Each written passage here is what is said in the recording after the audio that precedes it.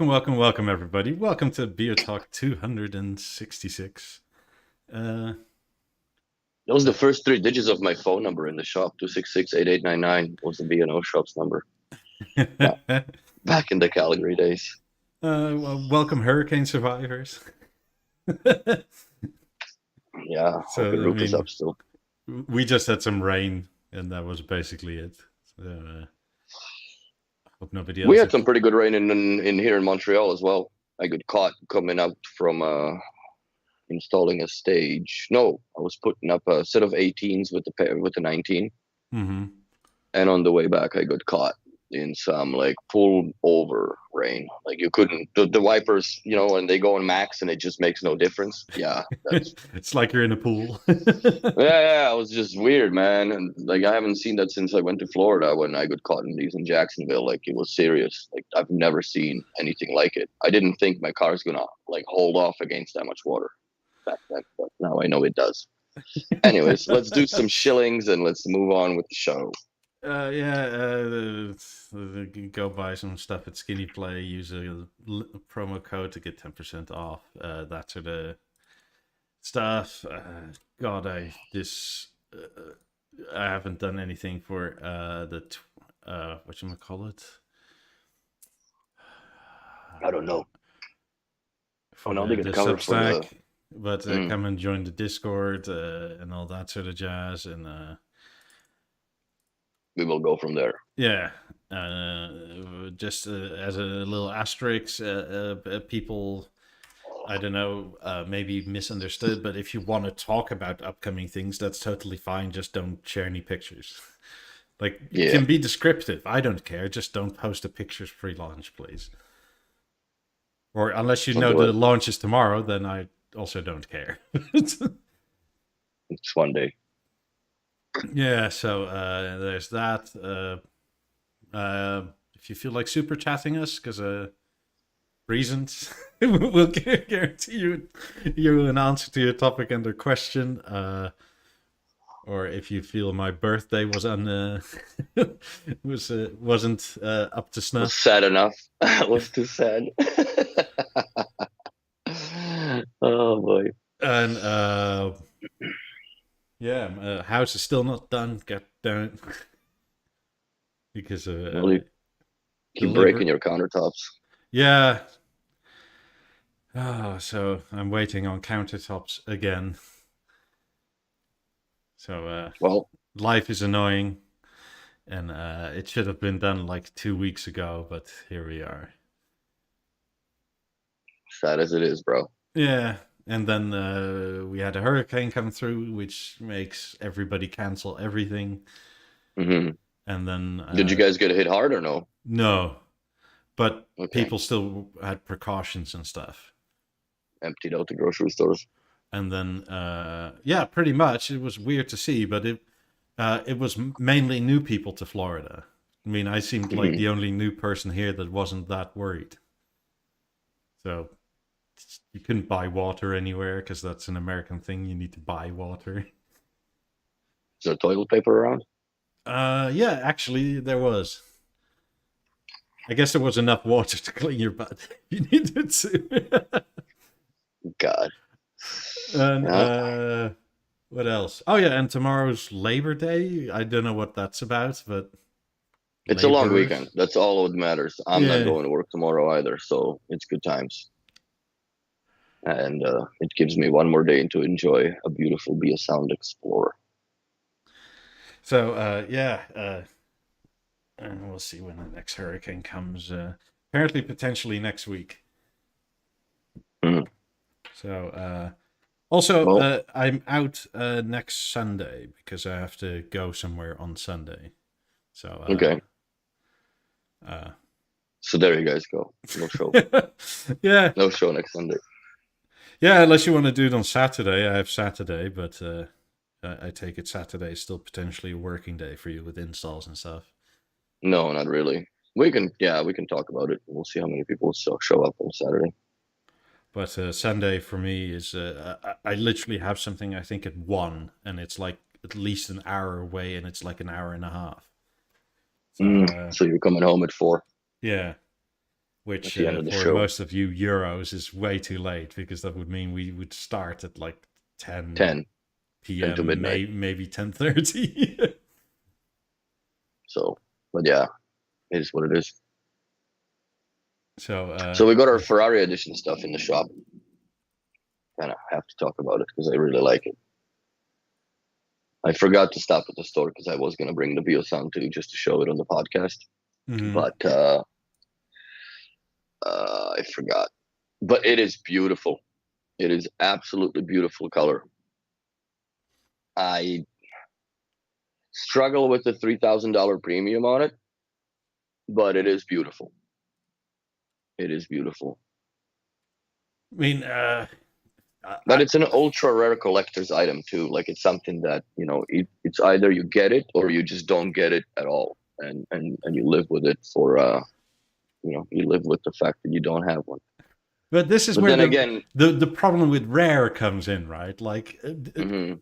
do they make whatever they say they're gonna make, or are they gonna make double of it?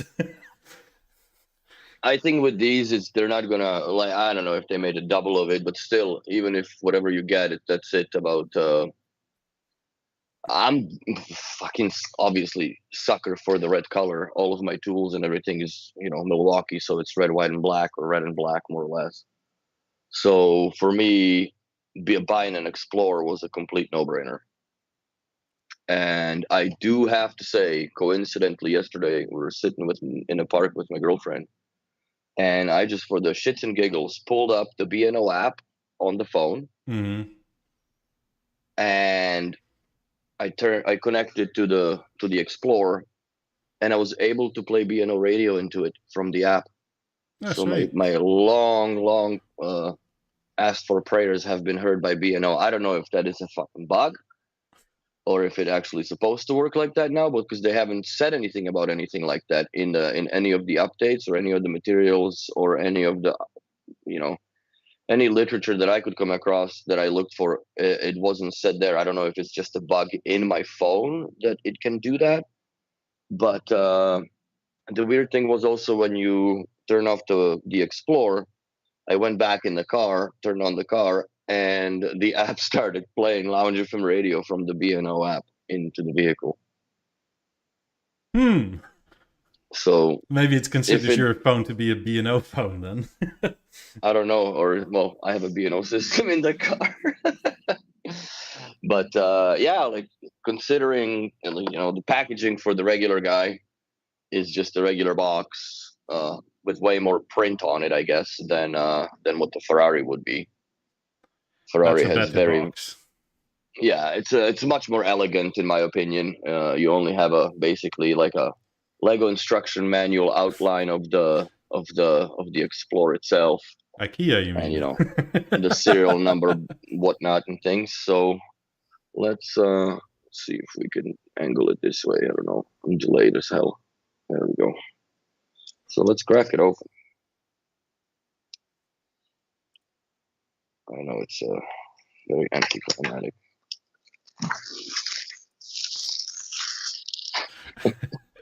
Always leave the plastic on. No, I don't do that. Okay, so let's get into it. Yeah, buddy.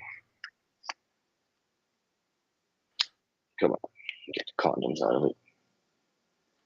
So this is it. Yeah, I It is like that. absolutely stunning, man. I really like it. The color combo is perfect. I like that there's a little more beveling on it versus the little more sharper edges that I feel on the other Explorer. Like, I don't know, maybe it's just a little bit more refined to the touch. It feels different a little bit. Like the anodizing is much smoother on it. And yeah, dude, I dig it. I dig it. This is gonna go with my toolbox. Hold on a second. Can you guys see it? Yeah. Yeah, there we go. So that's what's gonna be in the kit now playing. And there's also trinkets in the bottom. So let's get into those. I don't really like to put that carabiner on for the sake of saving the metal. Yeah, it's gonna knock and tap and. Yeah, and I don't have any Is that red practical use too, or for is it. it black, or? No, it's the same like grayish color as the bottom. Hmm. They're very, yeah, it's a different color. They're not black, that's for sure. And that's it's not anthracite. And obviously the charging cable matches the whole thing, or color scheme rather. They actually paid attention to little details. Yeah, they really did with this one. I really like it. And it's funny, it's the cheapest product you can buy, but it honestly turned out to be one of my favorites just because it's tough as nails. And I like now that, we can go to the park, sit down, and there's always music and it's not obnoxiously loud. Like, obviously there's no real bass to it, but you can still hear it. But it's not something that you're going to bother people with like a big boombox. And And it sounds better the than your smell of phone on Denmark. speaker. Oh Christ, does it ever? But it definitely can hold its ground. Like we went out on Friday. Yeah, Friday night we went out to the park. It was my girlfriend's friend's birthday, and I brought this thing, the silver guy, because I always just opened the red. And I left the house. It was at 69%, and we had it jamming like for at least good 5 hours. Mm-hmm. 4 hours, let's say, from 7 to 11:30 when we started to pack up. And I came home and it was at 46%. Yeah, the battery's quite good in that. So the battery in this thing is absolutely outstanding. And also, I can't wait to stereo pair them. But yeah, this is so weird that I can actually use my B&O app and stream B&O radio into this thing without The this captain over on needing a Twitch network. says that it's been possible for a bit already because you can do it into his headphones too. Really, I was just about to try that with the portals, but yeah, I never knew that. I don't know why they never said anything about it. It was never published anywhere, like even as a notification within the app with the new updates, right? Like, when you could migrate your tune into the B&O radio stations, like it could also say a disclaimer: you are now able to stream to your Bluetooth product. It doesn't work on Deezer, which understandably you can just go to the Deezer app and do your thing there. But because I think that is Wi-Fi, I mean server dependent from the actual platform that this thing is connected to, like its Mm-hmm. product itself. Where this is very independent. Fuck, I like the color. God damn it, it's just so nice. So yeah, this is the only product that I'm gonna, I guess, buy that is just absurdly not too far from. It's not too far of a gap, I guess, as a feels bad for buying it. Yeah, But it's this 50 just euros or feels much better. something, which is reasonable. It's very reasonable. The BeoSound 2, that's a hard pill to swallow, in my opinion, because you either do that or you can just go to Skinny Play and buy yourself an A9 and put a Ferrari logo on the red color, and Bob's your uncle, and make your own limited edition, I guess. But the BeoSound 2 is, I think that they shot that a little bit too high up. But then again, so was the Lilac edition or Lime edition, whatever it was, the green guy. That was basically the same price. And And the Ukraine I don't know. edition, because that was a thing for a bit. Oh, really? I didn't Yeah, see that. the yellow and blue or something. And Oh God, I would never do that. yeah, you got to be committed for that, I guess. You got to be committed hard. So I mean, the BeoSound 2 is gorgeous, but the price increase for color change is. it's little, like I said, it's a hard pill to swallow, in my opinion. It's funnily enough, the color change is almost equivalent if you go to a BMW individual color, but then it's your whole Really, car. that's a lot, man. Sweet, it automatically chose the product color properly. Awesome sausage. Go to settings. Let's pay this. I'm excited, bro. I mean, the BeoSound 2 to me does look crazy good. I wonder what it would It cost if they is take the Ferrari logo off of it. If you just go for a custom version and say, "Can you do me the red and black, just not the Ferrari logo?" like in a bespoke. Yeah, I'd probably pay $1,500 instead of three. I don't know, my guess. I don't think they could do the same color. Maybe you could go a little off of it, whatever. I'd go Lego brick red. And that's it. Milwaukee Tool red. Milwaukee tool red, bro. That's it. Send them a freaking screwdriver as a sample, and here we go. I'll put the sticker on it. But yeah, it's I really like my Milwaukee tools, but the logo is so 90s. It's almost obnoxious, bro. it's almost like a tribal tattoo. Yes. No offense to anybody that has that, but it dates you. Yeah, I like the Like yeah, you the were in the Milwaukee's military in the definitely 90s or early 2000s or something, or attempted to be. but that's it's a mark of a passage, I guess. Yeah. All right, I'm happy with it. I'm gonna stereo pair these later.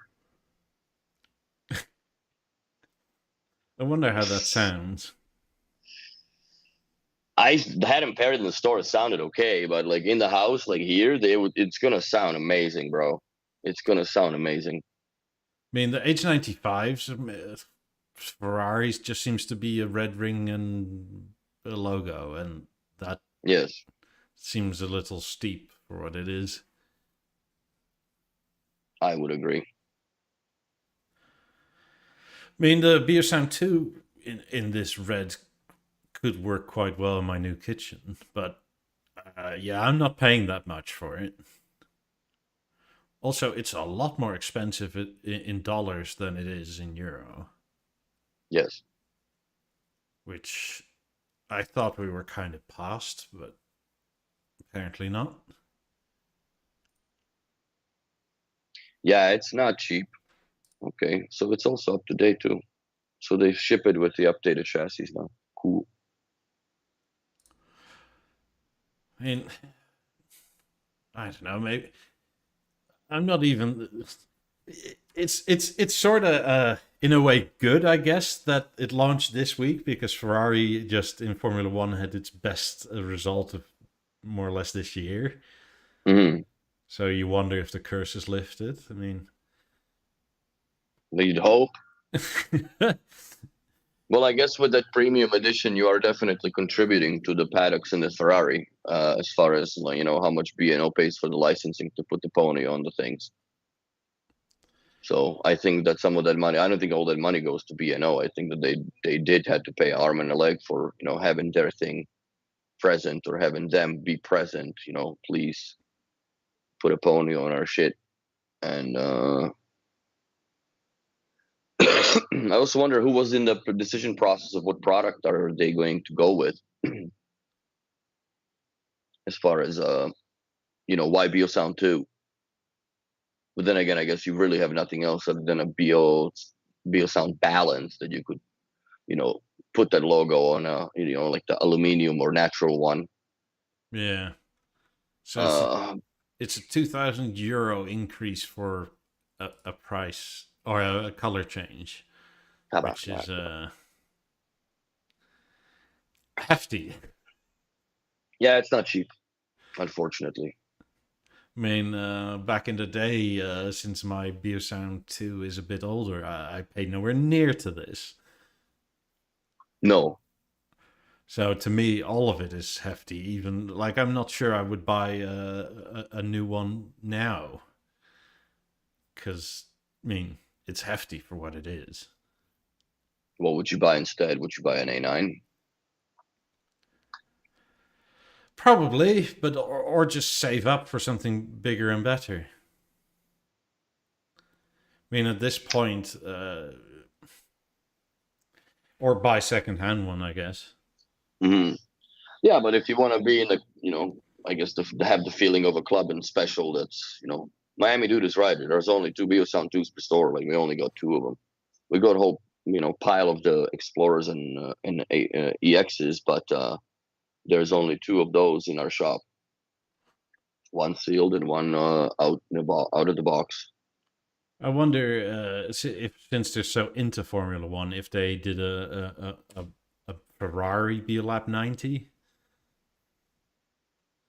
What would they do with those? You think? Would they do black anodized crowns and red sails with a big horse on the base driver? I would potentially say do it the other way, right? Like have it the sort of dark gray type with the aluminium in red. What would you do for the panels on the bottom? What color would you do those? Would you do like polished black aluminum, like Yeah, piano something like black, that. Yeah, or would you do it in red make them anodized? make them metal or make them something special or it's like laminate them with like a sheet of magnesium and go like this is like the Ferrari wheels on the race car. Well, then give them a, I don't know, more of a rubbery feel. Give them a texture of the tire treads. Yes, you can go a Maybe a thousand little more different too ways, far. right? Yeah. So I don't know, something like that. I mean, they made those god awful ones for Harrods in London, Hmm. which yeah, or like Max says, carbon fiber maybe could be cool. Carbon fiber would be nice, actually. That would be sweet. I mean, it can just be like a skim, right? It doesn't actually have to be light because, like, you're not ever gonna touch it, but you'll exposed carbon, see the weave. Is could be, I think that'd be sexy as hell yeah. because it's also part of the interior, if I'm not mistaken, in some cases, right? Oh, absolutely. The more you pay, the less stuff you get with Ferrari. Generally, so the more expensive the base car becomes, the less carpets you get because you just get exposed carbon and stuff. Because it's Make it light. faster, right? Like you save 15 kilos. It's like, ooh. Might be a lot in some cases. But yeah, I agree. It's a lot of money, but you know what? For that Bio sound too. But then again, like if you got Ferrari money, if I had a collection of Ferraris, I would probably buy this just to put it in the garage with it. Since there's no B&O systems in any of the Ferraris, might as well have it in the garage. That would be my logic to it, and I think that's how it's gonna end up being sold is to a car collector. I mean, €300 more for a red ring and a Ferrari logo on H95s is steep. Yeah, but that's double anodized at least, though. So, I mean, on the other hand, like maybe tell us, like B&O, like how many of each you're gonna make. That would, for me anyway, for sure increase. the value of it. Yeah, like, am I buying something actually exclusive, or are you telling me it's exclusive because you told me it I was? think what they should have done is, you know, count how many stores there are. Obviously, they know if there's gonna be two per shop. Uh, I don't know how, like, a Peru store can afford to even have that in there. You know what I mean? Like, Hmm. there's no way. So, like, is it realistic for all the stores to be enforced to buy two of those of everything that they have, right? Because you have to buy it. It's not just going to send it to you. I know you can pay us back whenever. So then you know exactly what number are you having in production, right? Plus and minus couple. So why not have them serialized, just like the old Biocom 2s that they used to be, that engraved one with like a tree engraving on it, tree bark, I guess. Yeah, there was only I think 500 of those chassis that were made by that artist, and they were all serialized, and nice special box, a special edition box, and whatever. So I think that's another approach that they should do to that. That these should have been serialized, so you know what number you got, or out of how many there is possibly produced. But I think it's a little further from the Supreme Edition. I think this color is much richer. It's very blood rich. It's like it's not like Supreme. Supreme is very bright color, very very bright Yeah, red. but I mean, the Ferrari red on the race cars this year is like a sort of amber red or whatever they Hmm. call it. It's not the classic Ferrari red you're thinking of. It has much more brown in it. Miami dude's up to something. That's actually a very good idea. If they did that, if they engraved it and backlit the logo, because there is enough space to put a PCB board with LEDs on it, and they're pretty good in the micro drilling those holes now, obviously. So why not make something that would, I think that would look kick ass, and then it would more or less, don't go with the RGB lights, of course, but it would more or less definitely elevate the value of what you're paying for versus not. Even though it's a goofy little light, yes, it would cost them I don't know how much to do it, but then again, if you're charging that premium, then again that premium's going not just to B&O, it's going for the licensing that they had to pay for just to put the horsey on it and be part of the whole formula thing, I think, right? Yeah. I'm looking at it because it's something Italian. So I forget what the color is called now. For what? For the new for Ferrari the new race formula? cars, because it's not like the Michael Schumacher red is not there anymore, and it hasn't been for like 2 years. And Interesting. They was it going 75 years or something this weekend, and they made themselves look like McDonald's employees because they chose red and yellow. Oh no. So just be glad B&O didn't follow suit, like the red body and the yellow ring. Oh god, that would be awful. I feel like a Lego movie edition almost, for God's sakes. Yeah. But yeah, I don't know. I would this is as far as I would spend on that thing, and the only reason why I'm doing it because I like the color. That's the only reason. I could care less for the Ferrari, but I hope they don't come up with some bullshit red color afterwards, because I'd be pissed after buying a Ferrari one. But yeah, this is still reasonable in my opinion. The BeoSound 2, if you got money to throw, I guess good for you, but it's not going to sound any better than the anthracite one. So I don't know. I like it. It looks completely different here than it does in the store, because I think the store has more yellow lights in there. It looks more orangey. It looks very nice in here. I really like this color, bro. Really like it. Yeah. So if that's the price of making me happy, I guess I paid it. Well, I guess this is the price category where it's now, because we can't afford all the other shit anymore. It's kind of, yeah. That's all I can get. Apparently, in English, it's called Scarlet Red, the current Ferrari color. Okay. So it's yeah, it's different than it used to be.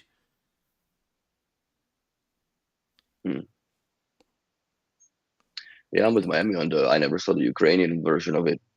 Have we even talked about that? I don't think that totally slipped by me. Yeah.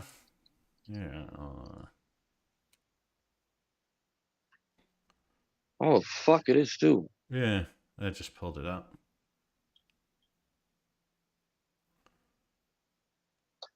It's Yeah, I did not know that. I did not know that. I mean, they only made a few of them, I think. One for Zelensky. Something like that. I don't know. It's essentially the same thing as the New York edition, right? With the color shifting and the dual color anodizing and the fading. Yeah. I mean, I think they perfected it more or less then. So, yeah, I don't know. Not my deal. It almost looks like Swedish too, like IKEA-ish. Yeah. New it's York edition was gorgeous though. Compared to this, New York edition was very, very nice. They captured the smog very properly in there.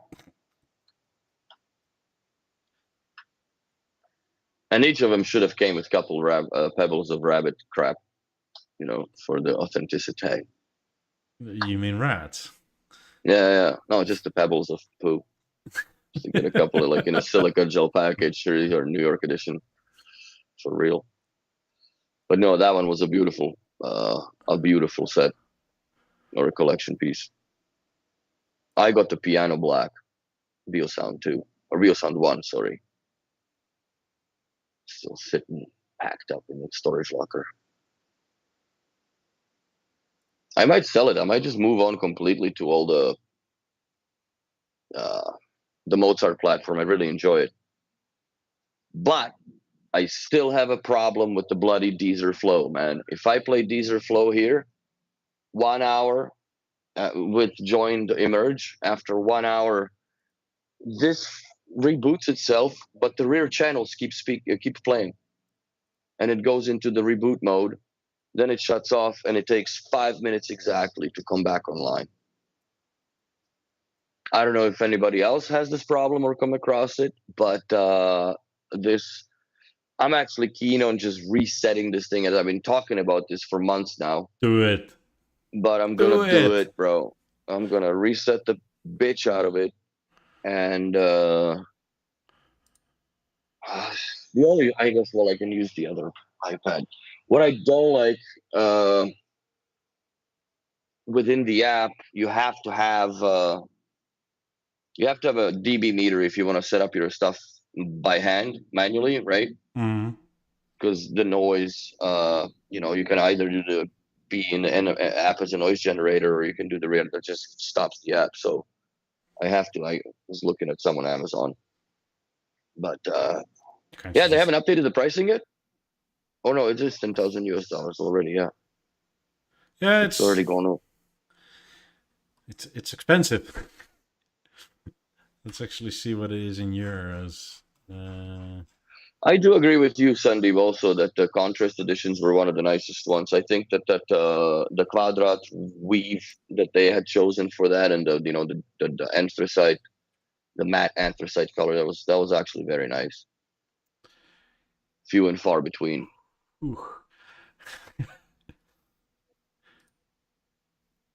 You know what I wish that they did, since sometimes my wishes get granted with the B&O and they do listen.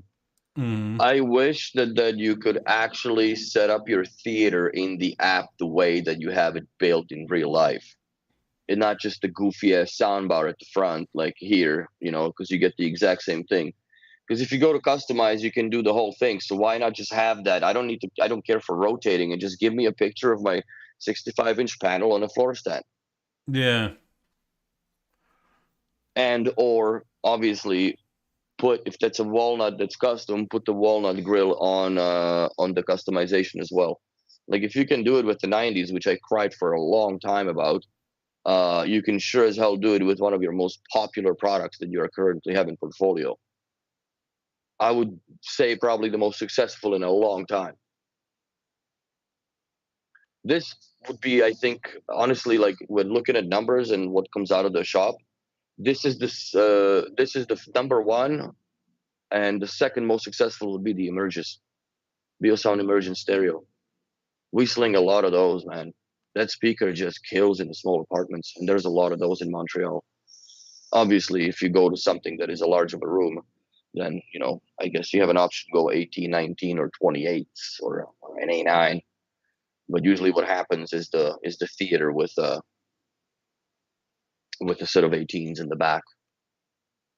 I also hope they come up with the algorithm or whatever, that other 50% that is available for the brain inside the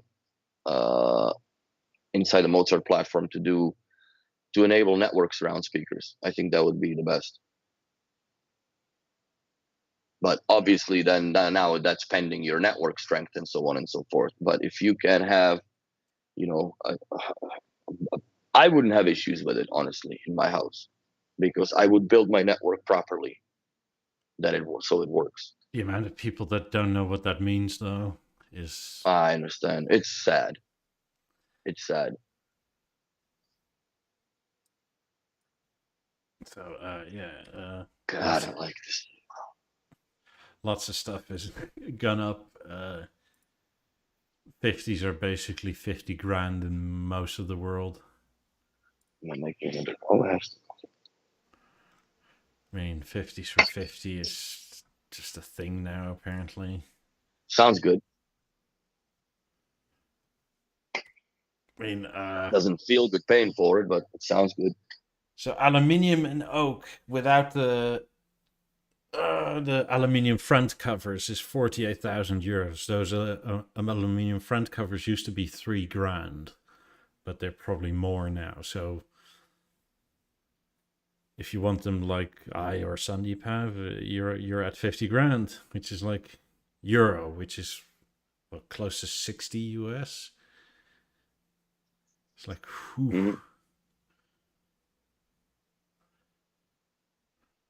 Yeah, Stefan, you're a good advocate for actually the both of the opinions, because you do have, well, you're a little further up ahead because you have fronts and backs and the theater, and then you have in your bedroom you have double emerge, which those custom stands you got, it's perfect for it, and it sounds fucking amazing, bro.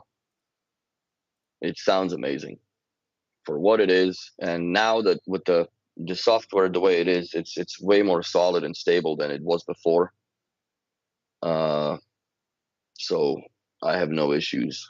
But Stefan, I think if you can do me a favor, if you can spend an hour listening to your Deezer flow with emerges joined in, let me know if your theater will reboot after an hour. Skip a couple tracks, make it difficult, and see what happens, because I do have an issue with it, and I don't know if it's just my being possessed by all the software updates and never coming out of the demo mode, I guess, or whatever, the beta mode. Yeah, just reset it. Reset it. I'm gonna, but I just want to know if Stefan is the same shit, because you had some weirdness going on, and we went and reset up all the app, all the speaker presets and such, and it now works.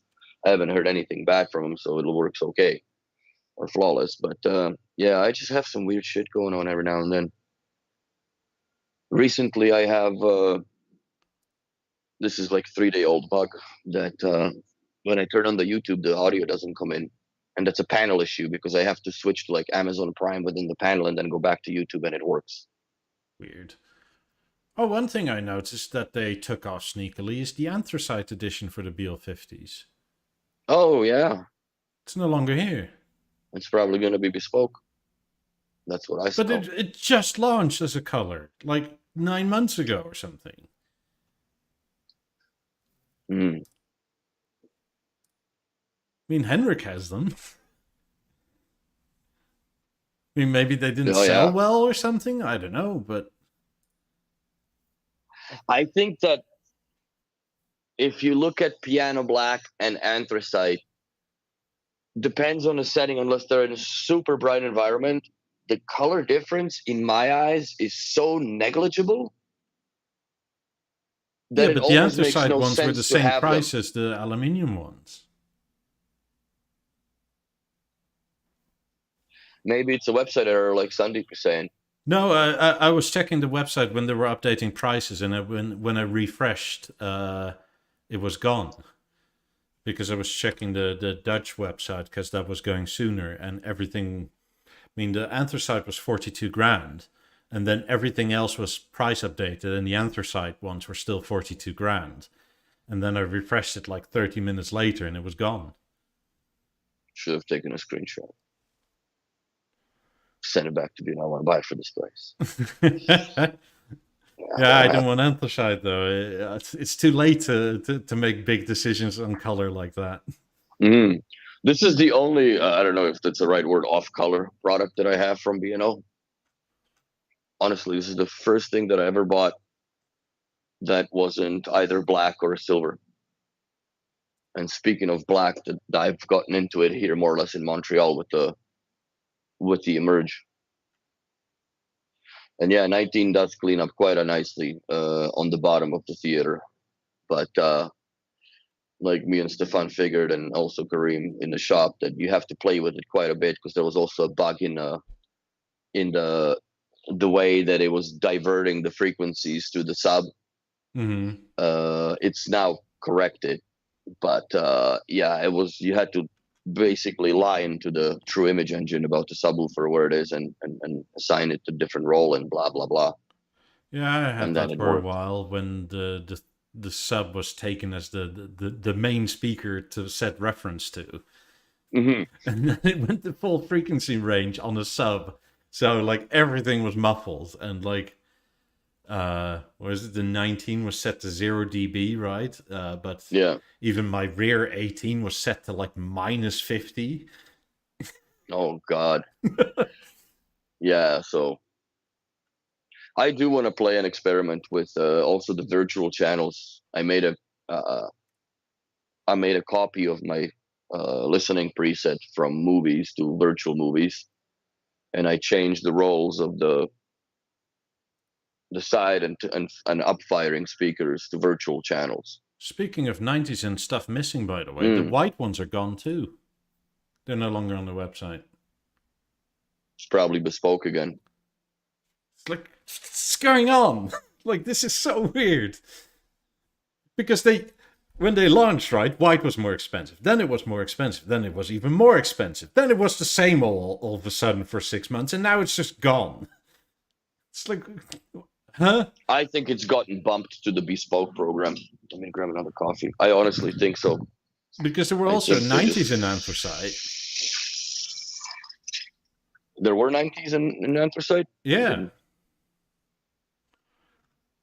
Oh yeah, it was a while back too, but not that long. So it's bizarre. Like, is anthracite not Not staying cool or anymore? something? I don't understand. Well, why would they introduce the theater in the anthracite then? Maybe know? they just didn't sell that many. I don't know. Let me mute for a second here. No, I mean, yeah, they do have anthracite here still for 28. God, they're 16 grand now for 28 euro. Wow. That's a lot. I mean, when I bought my set, what did I pay? I think, well, what was asking price? I think asking price at the time was 11,750. Is that how low they started them? Yeah, something like that. Or maybe it was 12,250, one or the other, something like that. Or give or take 500, somewhere in that range.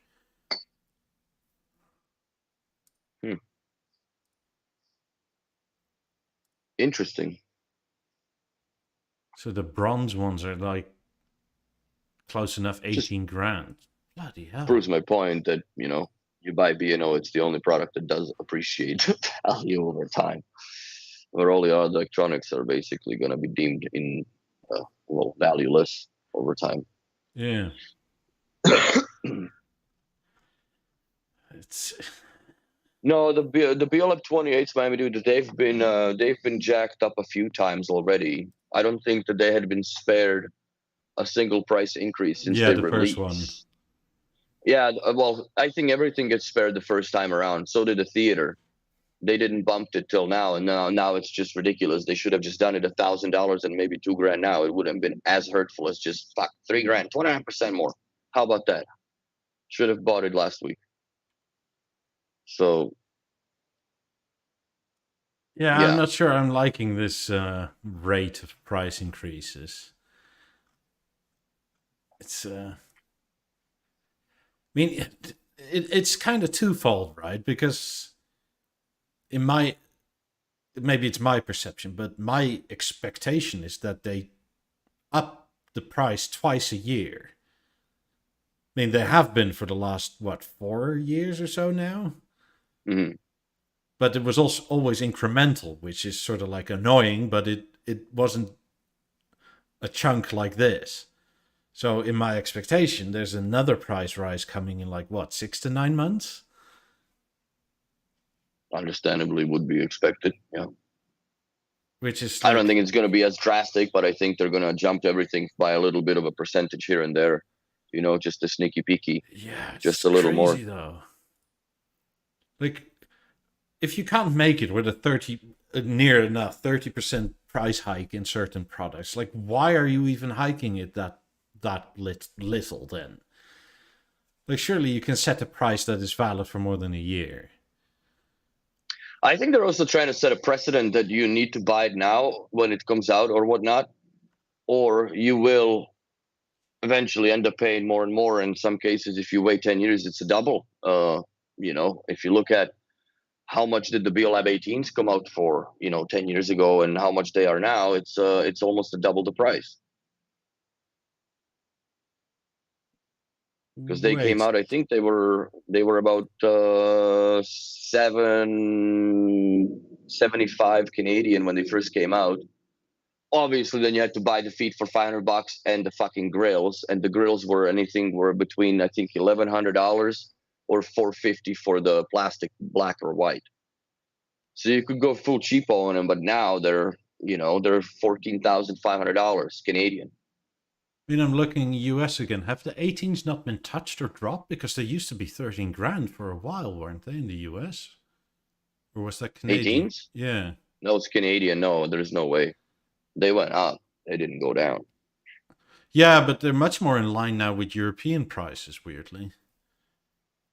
I mean, they're not equal. Yeah. That's not what I'm saying. But, like, the European ones are like 9 grand now or something. And when they launched, they were like 4.5. See, John, he paid 12,000 whatever monopoly money Norwegian kroner. for the stage. Yeah. And now it's 21,900. So yes, it's damn near almost a double. It's 95% there. So, and at the end of the day, it's a fucking speaker. So, if you wanted to make it dumb, you just hook it up either through a HDMI to the ARC or an optical in, and you have yourself a soundbar for a TV that maybe not compatible, but you don't have to have a remote one with it. And quite honestly, if you're utilizing like an LG panel by itself, like myself here, there's really no need for you to have a remote one, unless you want to get fancy with the radios and all that. And once you get into the multi-rooms, I would recommend getting a remote. I mean, they should have made the Emerge Ferrari edition too. Also, don't forget, for any Euros looking, the US pricing and Canadian pricing is without sales tax applied to it. That's right. Or VAT. And here it's another 15% in Montreal or Quebec, because we get taxed on top of tax. Where it comes to 15%. Here, everybody complains it's high, and it's like 7.5 or something, which for American regions is high, right? But well, my cost coming of living from a country where it was 21, it's like, haha. My cost of living is 10% more comparatively in taxation than it was in Alberta, because Alberta it's only 5% GST. Here it's 15% combined tax, right? Because you have harmonized bullshit tax and a provincial tax. So it feels bad. Everything's more expensive in here. I mean, I do I agree with the man with the best name ever, Mike Hunt. It's just the most fabulous name if you say it quickly. What? I agree with Mike Hunt. Oh, yeah. Like a price rise is, in my opinion, more acceptable if stuff gets improved or bettered or something like that, right? But they did make it better. They made a Ferrari edition, bro. Yeah, but that's not the price rise that's you're paying so much for. Better. But like, if you pay $2,000 more for your theater, it better be flawless now. Because you're not changing the drivers or anything, the software better be flawless now. Mm-hmm. God, I hope there's enough rich people around that can just go, yeah, I'll live with this quirks and features thing. Some people definitely hit level of frustration with it, because usually as usual for B&O also, it always craps out on Friday evening, right? Yeah. So, I mean, the people that have Ferraris are used to cars with quirks and features, and sometimes stuff breaks and whatnot. But you have three Yes. other cars. Yeah, I only got one TV. Well, in that room, say. Yeah. So, mean, I guess these very high net worth individuals, you have to sell them in a Harmony and or Eclipse and a theater I don't because know, probably. the Harmony at least always works, right? Yeah. Like the Harmony is bulletproof in that sense. I did notice sometimes the cables that are provided with the Harmony, the back, the right angle network cable, it does wiggle out just enough that you sometimes lose control. Sure, but it's not weird software glitches where like Deezer freezes your whole TV. And reboots it for 5 minutes. That's fucked up, man. Yes. Or was it Billy was saying, yeah, the party and the mid party his theater decides to reboot and it's just quiet for 10 minutes. Right? No, that happened to me a number of times, which same thing, like hanging out with my girl and boom, we're like, what the fuck, man? Like, what did I get up too quick? Like, did I scare it? Like, did I panic the freaking proximity sensor out? Just rebooted itself? What happened? And there's really no answer to it. But yeah, It's yesterday, your Wi Fi, man. 6:35. It's your Wi Fi. Oh yeah, it's the building, bro. It's the neighbors next door that are smokers. That's what happens.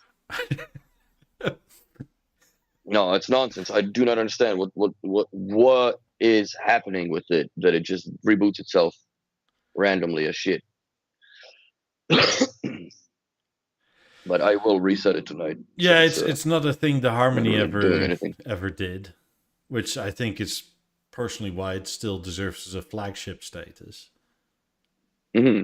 because it's just solid. Like if you have enormous speakers and you don't want a crazy surround sound setup like I do, like there's no real reason to go for a theater unless you want the power, right? Hmm. But Well, and also expandability possibility, right? yeah, okay, but the Harmony does plenty well enough if you have 90s or 50s up front. Hmm. And it's more like a TV, right? It's not like your cinema type room. Like if you just watch golf or something with some 50s or 90s or the That's news, ridiculous. yeah, you're not going to buy a whole 7.1.4 system for that. I mean, you No, can, but it's not really needed. no. I mean, unless you want to hear that swing go from left to right. But yeah, you know what? As it is, theater does a very good job on a surround with the 18s in the back. They really definitely help out a lot, and it sounds great in here. It sounds great. Oh yeah, the It's problem probably with the the theater is best not how it compact. sounds; it's how it operates. Well, that's you know what though, I would also disagree with that statement because it's not just how it sounds, because there's so many things and tweaks and twerks that to find that proper sound now is a little more complex, in my opinion, that it's been before, where you just plugged everything, it was tuned to a generic average of those four listening rooms in B&O factory, right? And it all kind of sound equal to itself. Where with the theater, there's so many different attributes that you can modify, that you can either make it sound completely, or you can make it sound worse than the LG panel that it's sitting underneath, and you can also make it sound unbelievably good. But it's just there's no middle ground really. Like it's hard to find and tune it properly, because each room I find the behavior of, let's say, the height, all these other modifications that you have in there, the what the heck is it, speech, not the speech, stage width, Hmm. that makes such a big difference in how much the speech recognition is, or how much the speech is intelligible or not, or how much more piercing it gets or not. And there's so many things, and then it's just it's almost, now it became like, from an installer point of view, if you start showing people how to play with it, it's that you open a big recipe book, but they just don't really know how to cook with it yet. You know what I mean? Because there is Yeah, so many different things that, yes, you can fuck up a soup if you put too much salt on it. So it's just that, I find it's a little tough. Like I had to play with my theater quite a bit just to get it to where I want it to sound right. And also, there's now no vibration in it at all. Sweet. I have zero vibration. I still religiously, when I do my installs, I still pad everything the way I have been padding since the beginning. But it's also nice to see now that, like when I got the bespoke walnut cover, there was a little suspension pad underneath the mid-range tweeter, which there wasn't on any of them before, and it does mitigate the resonance or the vibrations from those bass drivers quite a bit too. So I'm glad they're picking it up. I mean, I guess the only thing that they changed on the Beo Remote 1 that's good is that it no longer has the Netflix and or Amazon buttons. Oh, they've gone out of that now? Finally? Yeah, you can't even get them anymore, I don't think. Oh, that's good. But also, this is up €100 or $150. Yeah, it's $100 Canadian. It went from $500 to $600 now. I mean, it's backlighted. Just backlighted, guys. I would understand the price hike again if there was actually something changed, like, I don't know, maybe even the old-fashioned glowy buttons, right? Like you leave your remote in the sun, and at night you can see them. Put it this way. Now that I've been doing this for a long, long time as far as the installations and being around B&O and so on and so forth. Back when the BO4 was around, it didn't really struck me as, yes, you can get the movie edition or whatever, the cinema, right, with the backlit screen and whatever, and the fucker dies quick. But then nowadays I'm looking at, like, let's say Helix or even like piece of shit like Illico players or whatever, like these generic TV remote controls for the STB boxes or set-top boxes, right, that you have that generically come with. Well, like the Helix one is fucking backlit, and it's got a Bluetooth connection so you can yell into it, and it does shit on the screen. And nobody complains, and it's running off of 2 AA's. I don't know how long it's running for, but it runs for a few months. So you can't tell me that you are unable to build a chassis that is energy efficient enough to have, put a freaking gyro sensor in there. There's super small boards. I've seen a documentary on them now. They're super tiny, and just have that so when you pick up the bloody remote, it backlights the buttons for at least 5 seconds.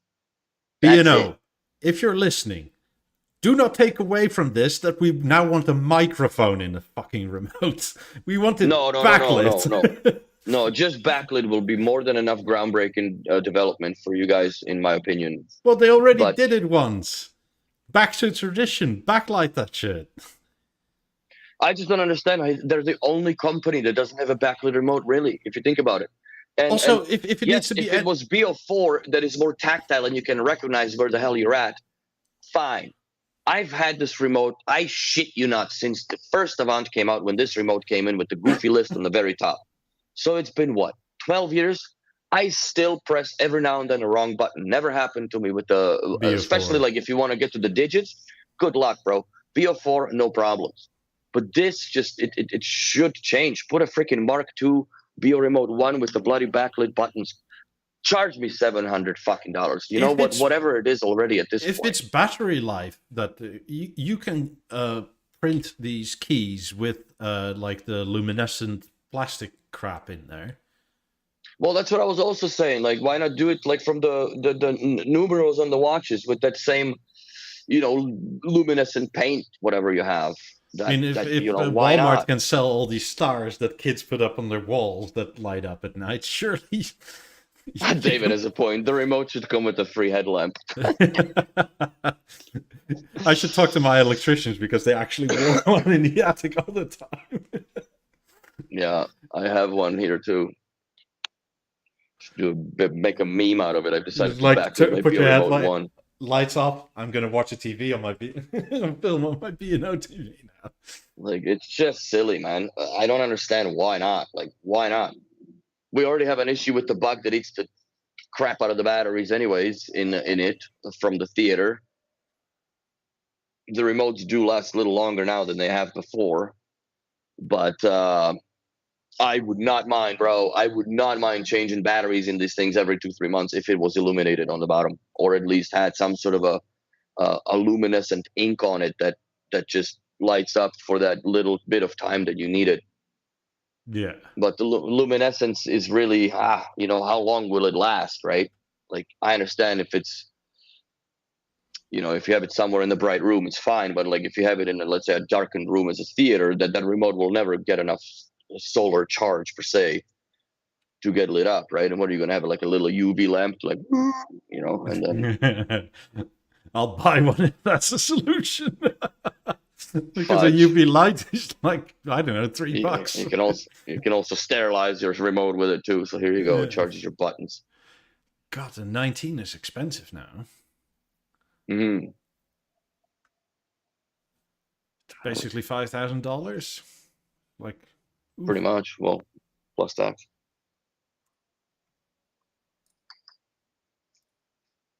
Put the companion beside it too. Then we can be buddies.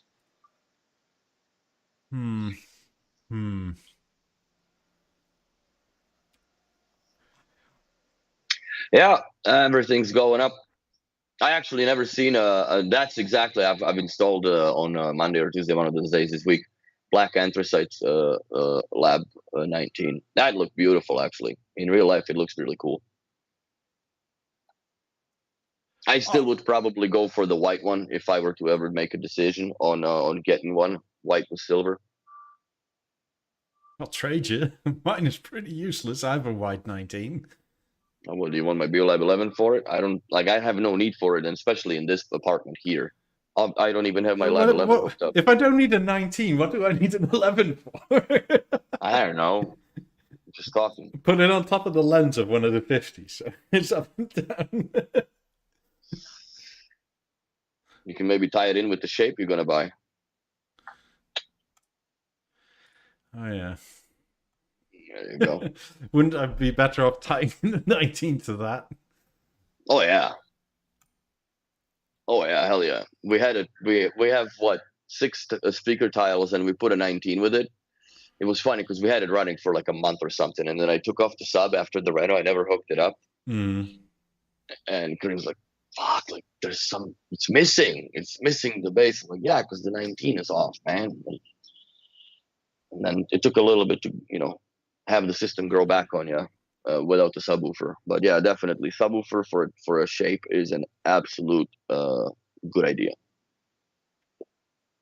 Not necessarily, I would say, a necessity. No, but it's a damn good idea. It totally depends what room it's in as well. That's true too. I mean, if it's in a hallway, no way in hell you need a sub. No. Well, you never know.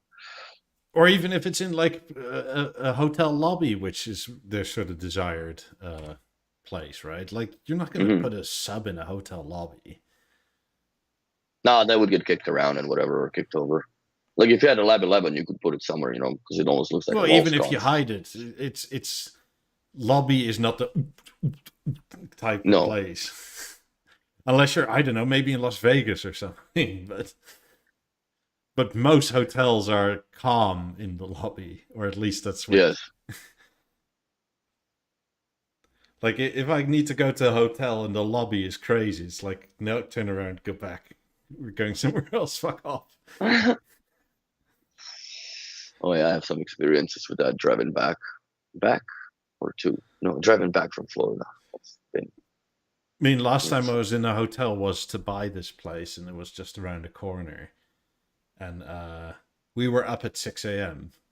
because apparently, is it the night before we arrived, there was a whole basketball team that stayed there.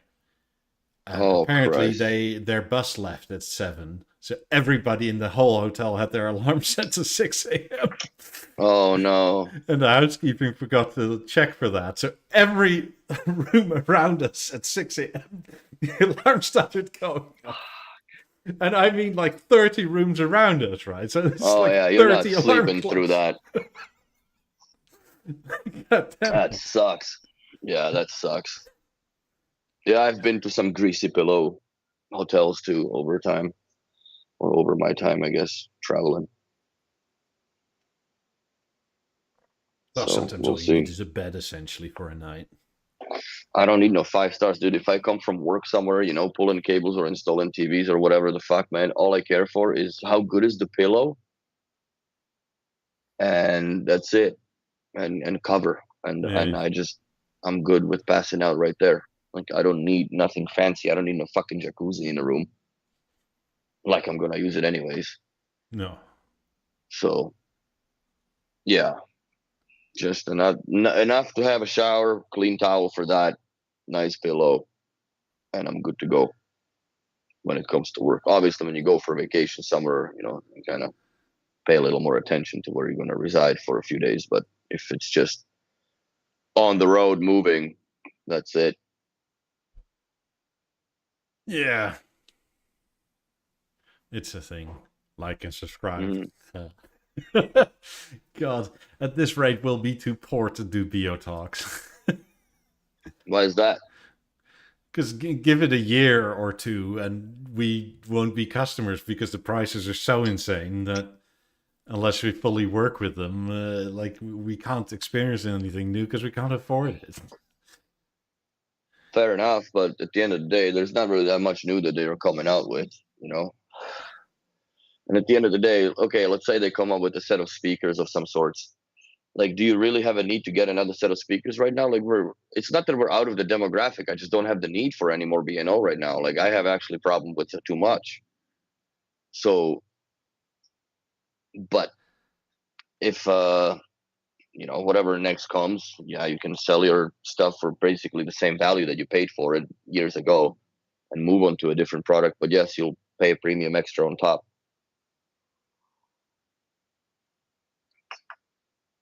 So I hope that they upgrade the core, like to either a Mark II or come out with No, they just upgraded the price.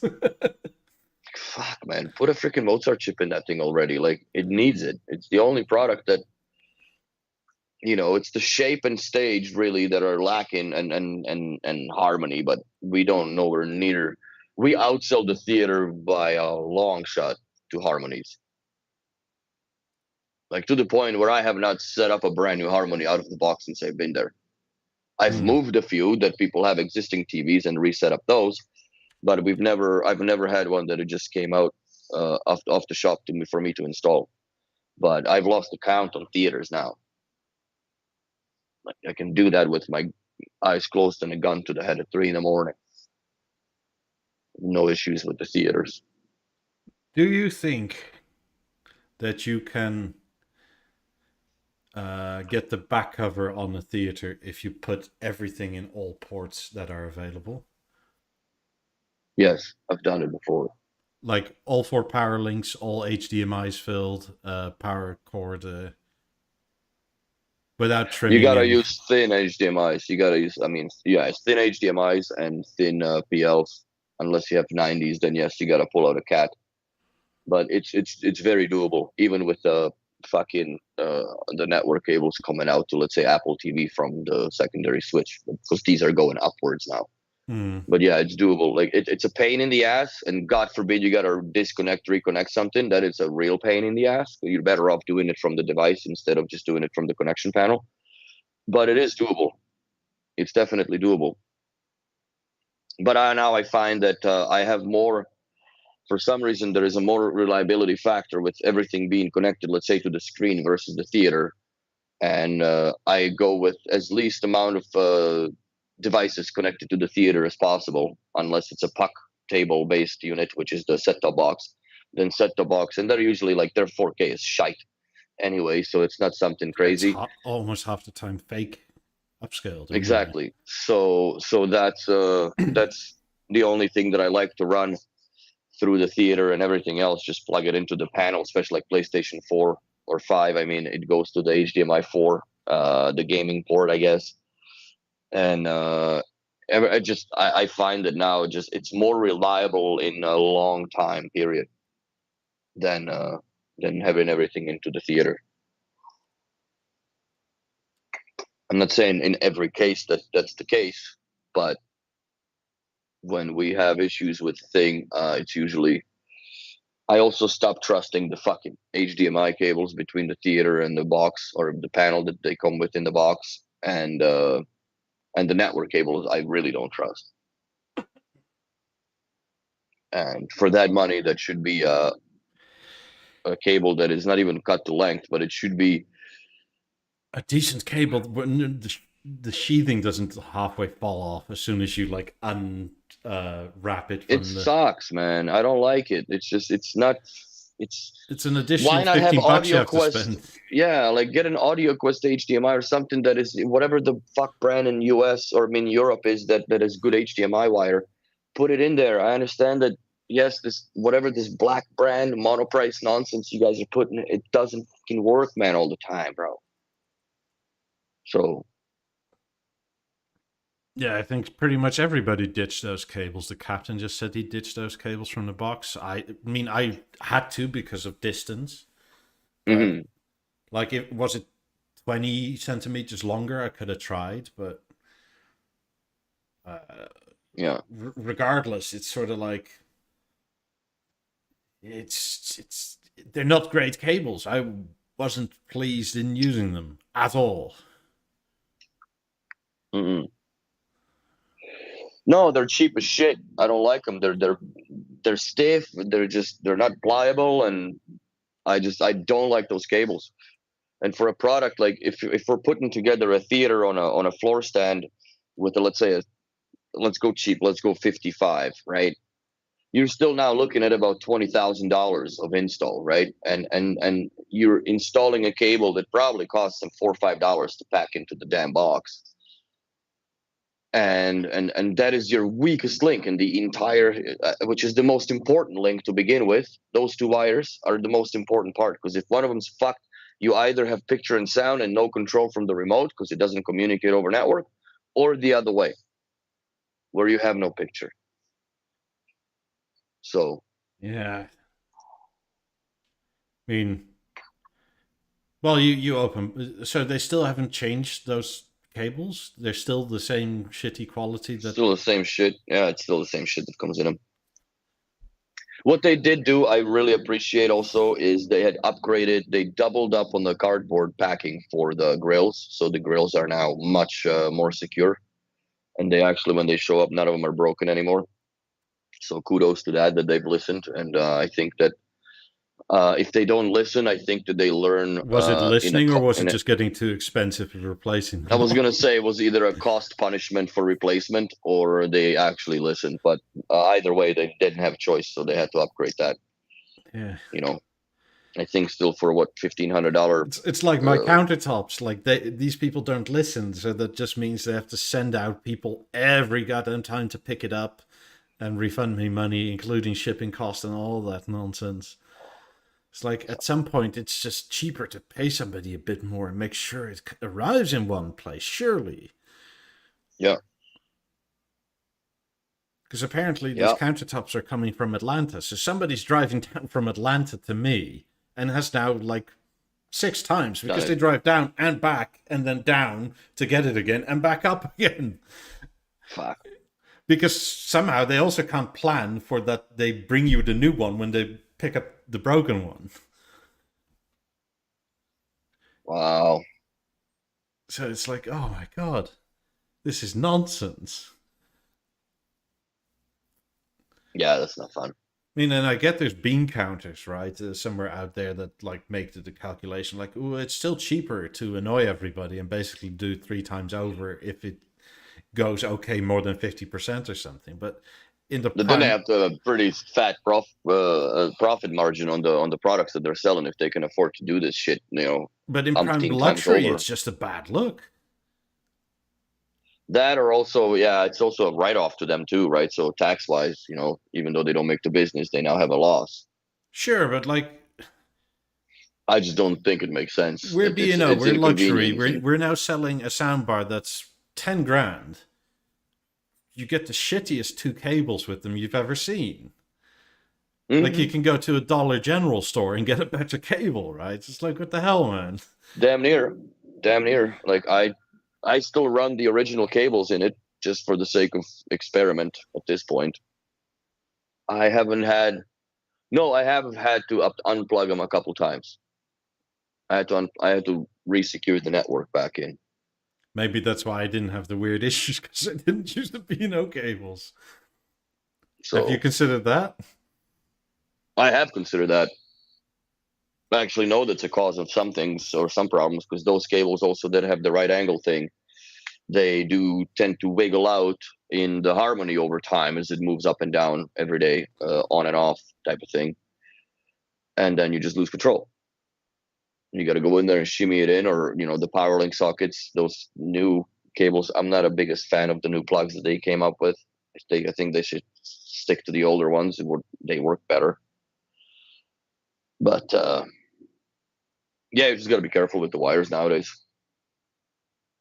So I got better have two of two is one and one is none, right? Yeah. So, but yeah, overall, I'm very excited about this new BeoTalk thing going on. I'm gonna pair them up stereo, but I'm very stoked about the radio. That's so cool. I had no idea, because now I don't have to be like playing my playlist from Deezer, because sometimes the music gets all fucked up, right? Where I can just have like ABC Lounge or whatever, just the chill music going in the house when we work, because usually there is no music till we leave. That's when the music comes. Yeah, dude, that freaking thing looks sweet. Sweet boobies.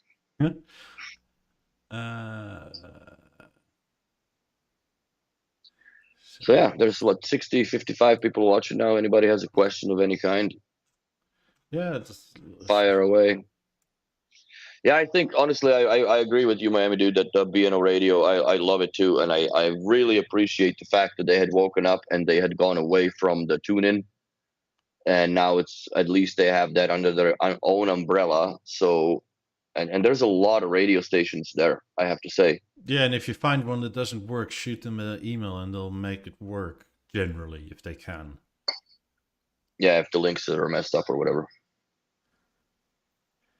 How do they sound versus A1? Like the Explorer? Okay, the predominant difference with when it comes to Explorer versus the A1, you're not going to have as much bass on the Explorer, because it's a much smaller driver. But there's two of them full range, so it does have stereo when you just have one standing in front of you. Even though you can pair them two stereos, right? So then you have actual stereo. But it's pretty nifty, man. Like when you listen to, like, let's say Pink Floyd Money, you can definitely tell the register and the cache coming from left to right, right to left. It's and I like it because it's a smaller profile than I'll take this guy. It's a smaller profile, and I think it's a little more storable in a backpack, because it almost has a profile of a beer can / water bottle, or a chubby water bottle, versus the Burger, where it's more awkward to put it if you don't have enough room. And I also find that if you hang the A1 on the wall and you crank it up, it starts to bounce off itself, because there's just too much bass in the driver, where this one doesn't do that, and it's tough as fuck. I found, though, that the best place to hang an A1 is off a doorknob or something like that. Yes. Because then it doesn't touch anything and it sounds amazing. Yes. Yes. Though I must say there's a big difference between the Mark 1 and Mark 2. Yes, it is. The Mark II sounds better but has less bass. And depending on what you're into, one is better. It's much cleaner sound, I say. Yeah. It's a cleaner sound, definitely much more refined. I mean, if you don't need the toughness, I personally would go for an A1. Mm-hmm. But it depends on what you want to do with it, right? Like Henrik has shown that you can literally throw that thing in the air, the Explorer. The Explorer. And yes, you'll get some little dents, but it'll be fine. Yeah. Yeah, it's very robustly built. As in, he literally was on like gravel and went like with it. Fuck, I wouldn't have the heart. I don't know if those speakers. I think they might be upgradable, because the only thing that they said that wouldn't be able to be migrated to the B&O radio was the BeoSound Moment. I have one of those now. God damn it. Me too. So that's still a tune-in deal. I was actually just looking, and apparently when the 28s launched in Europe, they were, or at least in the Netherlands, they were 10,750 euro, and now they're 16 grand euro. So they've gone up 5,250 euro.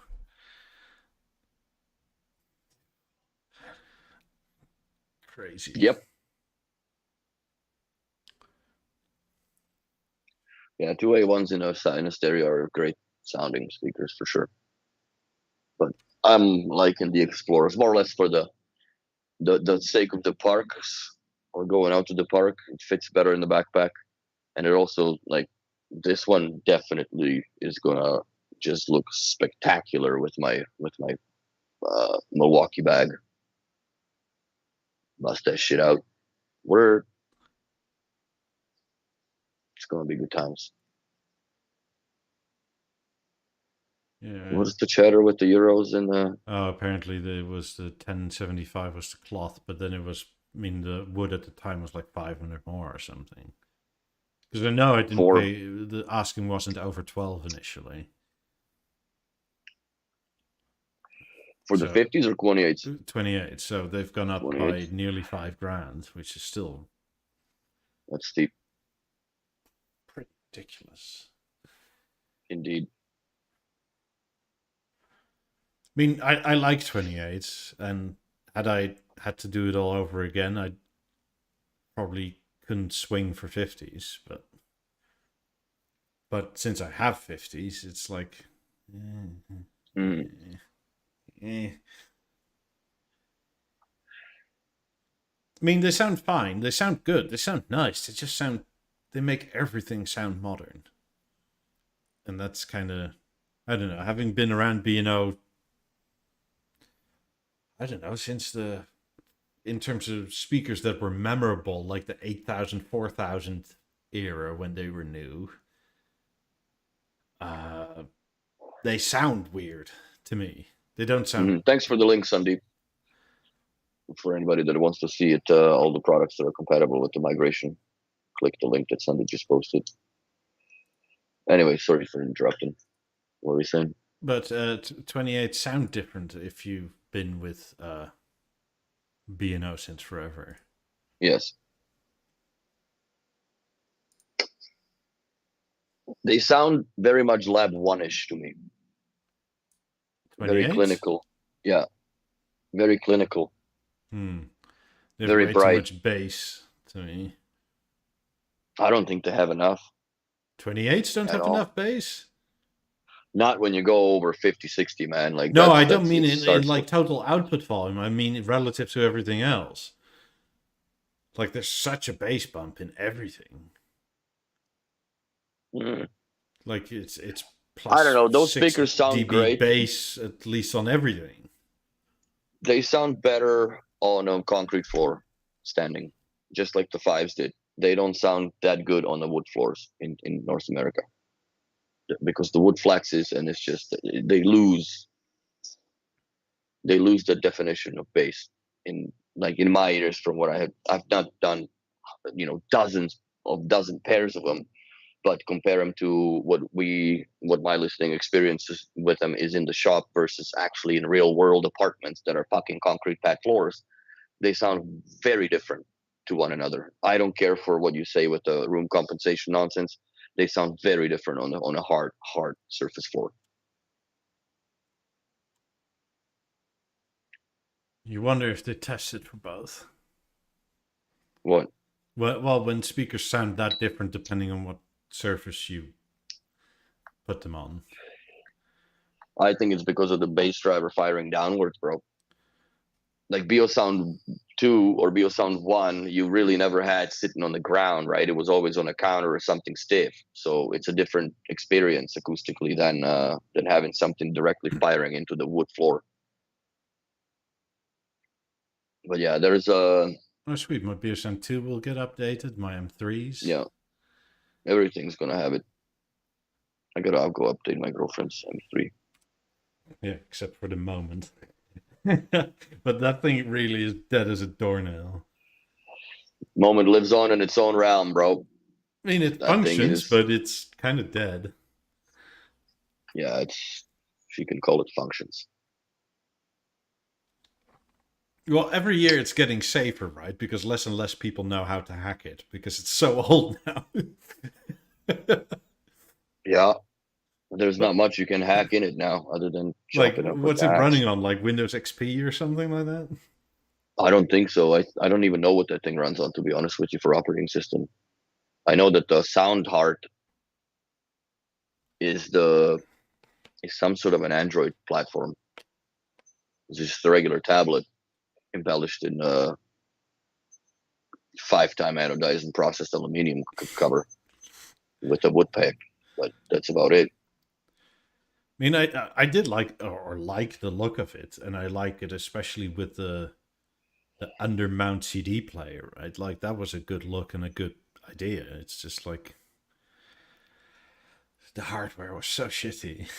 It's I so know they shitty. they under designed the crap out of it. I think that if the moment was reintroduced as a Mark II now with let's say a Mozart platform, I think it would be forced to be reckoned with as a conventional uh, source player for B&O, because we Oh don't really yeah, have anything other than that, that faceless BeoSound core that you can only operate two ways, more or less. Well, three, but two ways that are kind of logical, which is one is the app and the other one is Halo remote. And even with the Halo remote, your limitation is only that you can operate that as far as the freedom of choice is the stations. You can't pick out playlists. You can only turn on flow. And that's also needs to be done through my buttons. So, like, how much do you really gain? Like, there should be something that has a display interface that is committed and has, let's say, just like the Moment had. I think you could do 8 speakers on it, which is not bad.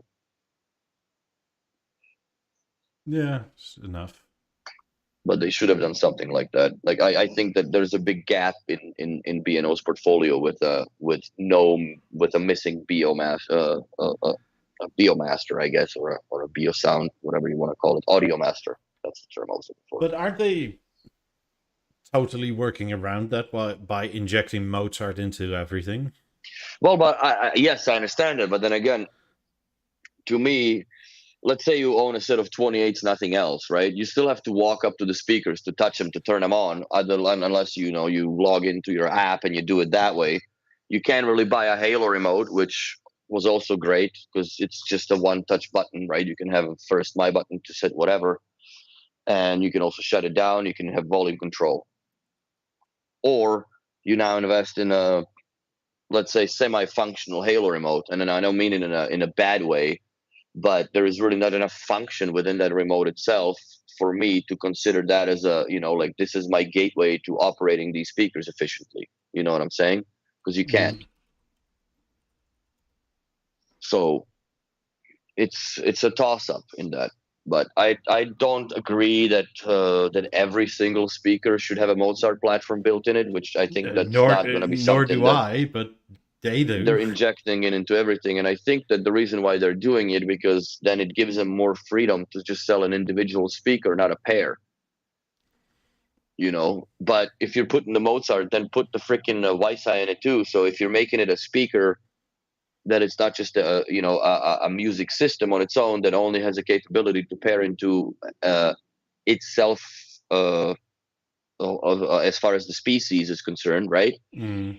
But also make them that, like, I would like to have rear channels for theater that are, let's say, smaller than the 18s. Because if I could do that, then I would move the 18s to the front and put something in the back instead, right?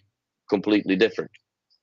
Like, if I could, connect the emerges in that way, I would buy another emerge and put one here and one there, and you have a pretty decent surround system now. Because at the end of the day, the rear channels, yes, they are important.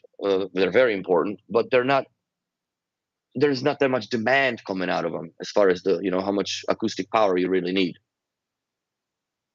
relatively speaking, to the Well, that movies. is changing with Atmos content, I would say. It does, but, like, considerably, most of the movies that are worth watching nowadays are older ones. Yeah. I mean, it's not like Schindler's List is going crazy in the back or No, something like that. yesterday I went with my girl. We went for a Equalizer 3.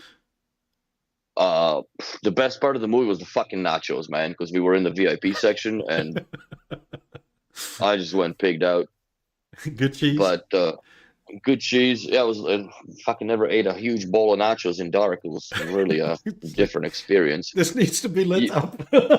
fuck, you're waiting for a shootout sequence so you can just We between the want flashes backlit grab a chip. nachos. But yeah, like the movies nowadays, I don't know. They just lose their. Like I was even like, we were sitting in this VIP theater, right? And I'm looking at the screen and like the projector, like the blacks are not black or dark enough. You know what I mean? Like if you're looking to a panel like an OLED from this far, I basically have more or less the same experience and sitting further up in the movie theater looking at the screen that is, yes, it's enormous, but I'm also a considerable distance away from it. And I don't find the sound is that good in the theater now.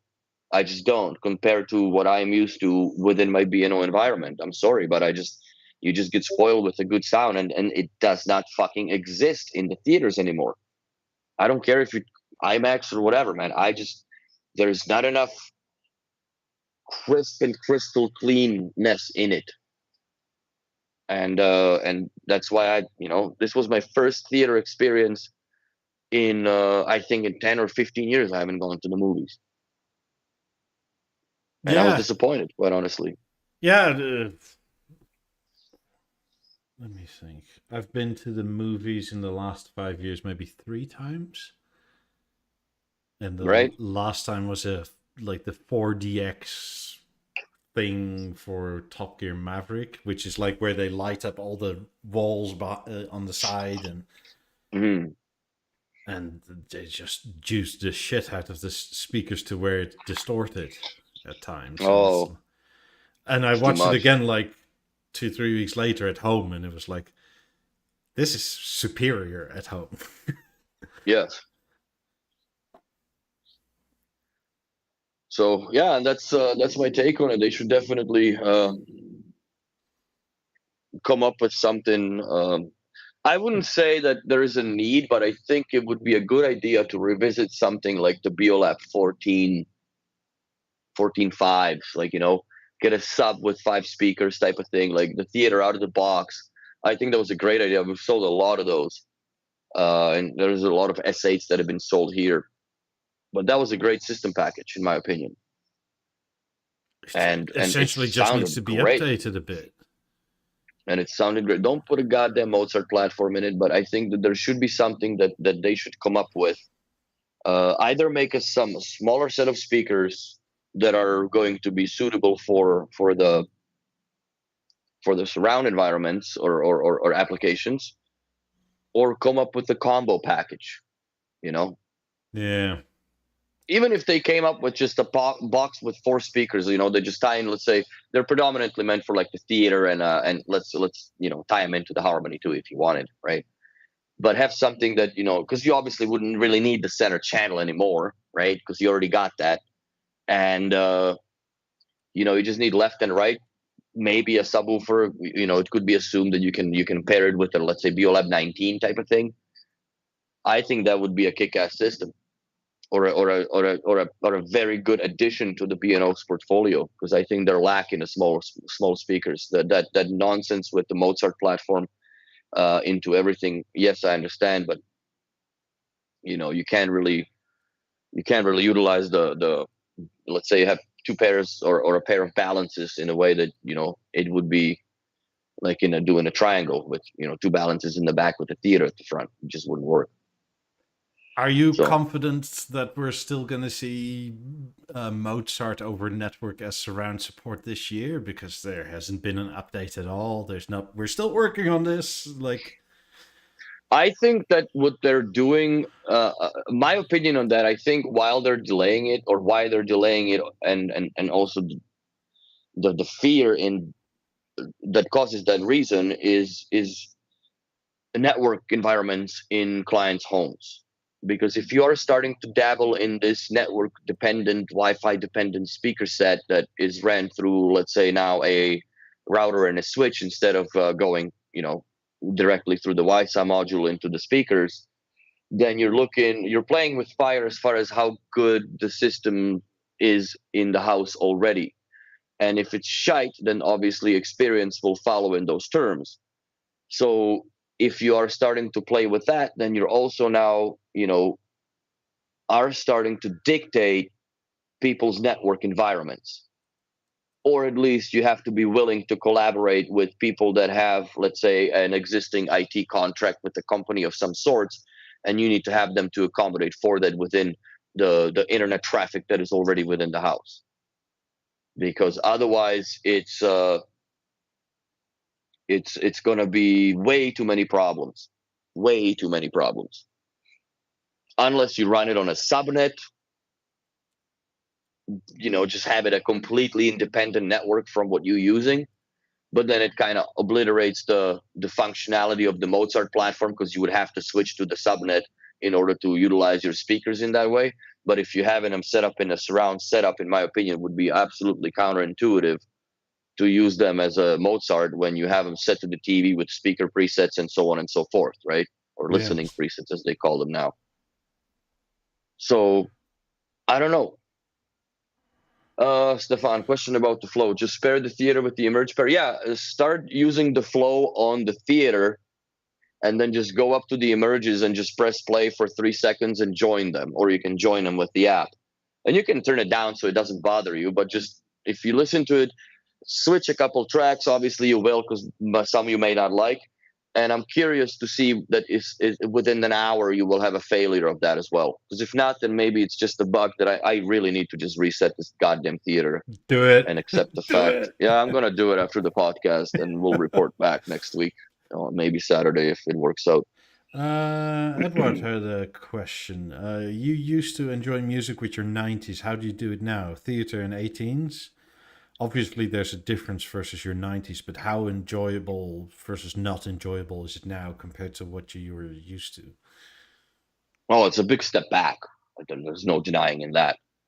But it's also a completely different sound, because having the theater and the 18s going in, I don't really have it set up in a quadraphonic setup where I have the front, left, and right as the 18s as well. I just have them as surrounds. I just juice them up a little bit to get that envelopment more.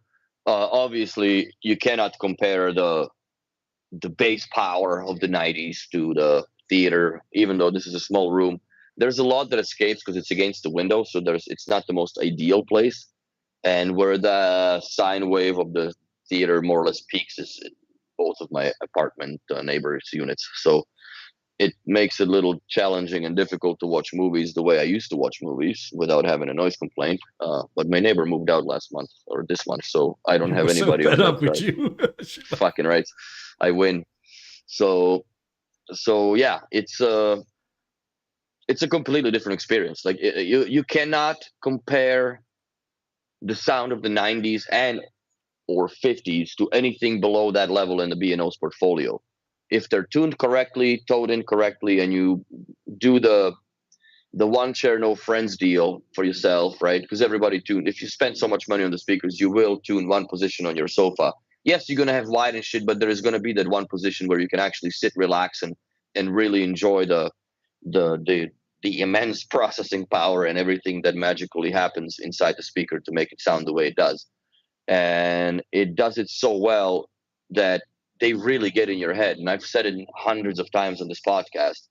Everybody that actually spends a little bit more time, and I'm not talking just a short 3-minute demo of just showing the power, but actually when you sit down, like if you're a serious customer for 50s, like you're going to have a few listening sessions with your own music at your own pace of volume and so on and so forth. And that's where those speakers really shine and also really psychologically get in your head, because if you don't buy them, there is nothing like that you will ever hear in your life. Also, tune them for how you It's just what slouch. it is. Yes, you have to tune them I exactly mean, if where you your head like is, man. have It's your fucked comfy up. chair, you sit up like this, and you tune it for here, but you end up sitting like this after a while, then you're out of the focus range, and it Yeah, really you're gone. changes. So, but yeah, they are. You cannot compare that. The theater does keep up with the 90s well. I had done one setup where we put the 90s up with the theater. It's definitely a very, very capable speaker. It doesn't impede as much on the distance, the I guess the distance or self location of the center's channel, where it kind of falls back about a meter or two, like it Mm-hmm. falls on the screen, versus with the 90s, it's everything is very present and in your face and very spacious, so you can tell where the things are in space and time, I guess. But they definitely, the theater definitely keeps up very, very nicely with it.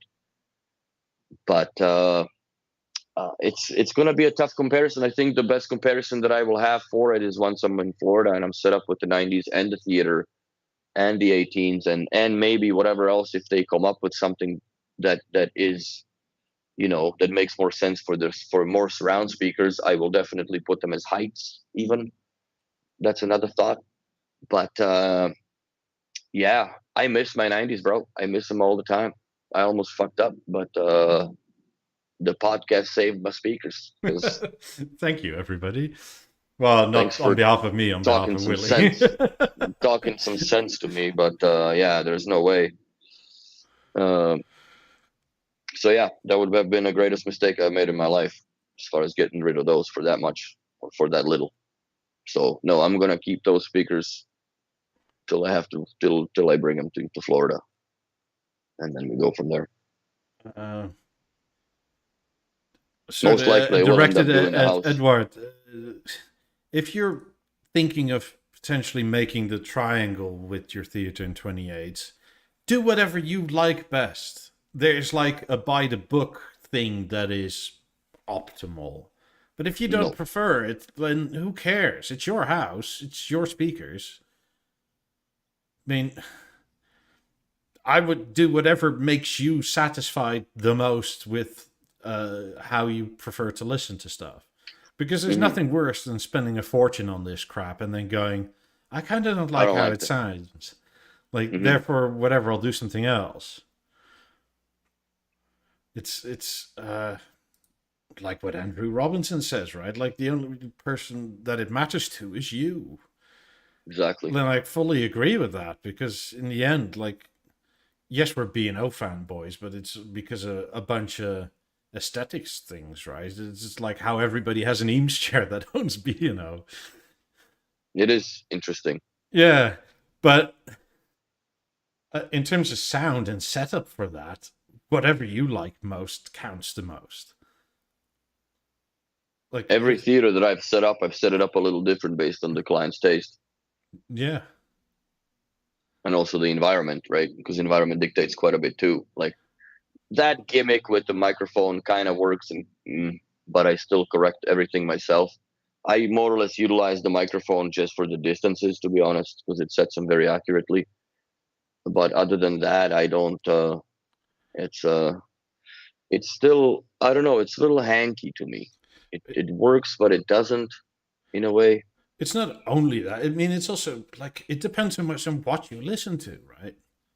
Yes. Like, if you listen to, I don't know, let's say 80% classical music and 20% 60s to 90s rock. That's a very different listening pattern than if you listen to like 2000 and newer EDM, club techno stuff, right? The computer made music. Yeah. And how you set that up in your room changes massively. I mean, and Yes. weirdly, in ways, the classical music is harder because there's like tubes and wind instruments that are hard to do naturally. hmm But uh, but it may also like be a mood change because for classical you tend to sit down like properly, and Yes. for if you're into techno you maybe, I don't know, want to bob your head, which is already like, if you do that right and you're constantly out of the perfect zone, it's like you just want loud at that point, and that may Yes. be a different setup. I mean, It's there's also hard to definitely sit in one music I spot for play a on while. occasion that I just want loud. So I do quadraphonic and just go balls to the wall on volume, and like there's no Yeah. sweet spot. I don't care. The sweet spot is my house right now. Yes. Yeah, no, I agree. I sometimes do that too. Listen to some Skrillex. I found some good music actually again.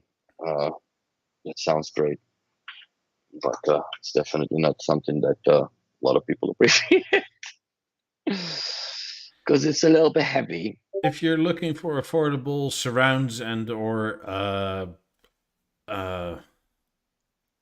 available surrounds and don't want to spend a lot of money, BeoLab 3s or 17s. Yes. If you have €500 to €1,000 more, go for 17s, depending on where you are and what they cost on average. Yes. But 17s are amazing. 3s are really good.